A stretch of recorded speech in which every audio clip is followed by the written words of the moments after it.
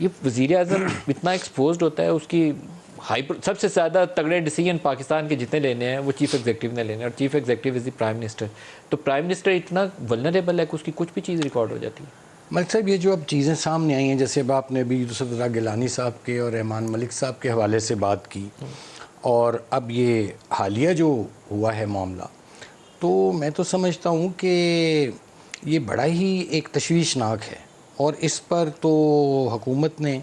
Inquiry کا کہہ بھی دیا ہے, اور پتہ لگنا چاہیے کہ آیا اتنی اسٹرکٹ وہاں کی ہوتی ہے سیکیورٹی سرویلنس, جس میں نے عرض کیا کہ آئی بی ہوتی ہے اور انٹرنل ونگ کے لوگ ہوتے ہیں, اور وہ بڑے ذمہ دار لوگ ہوتے ہیں, ان کے ہوتے ہوئے اور ڈیلی بیسس پہ آلموسٹ وہاں چیزیں سیکیورٹی کلیئر کی جاتی ہے کہ یہ کیوں ہوا, کیسے ہوا. اس کی چھان بین ہونی چاہیے, چونکہ یہ, اور اس میں یہ بھی دیکھنا پڑے گا کہ آیا یہاں کوئی لوکل ایلیمنٹ ہے,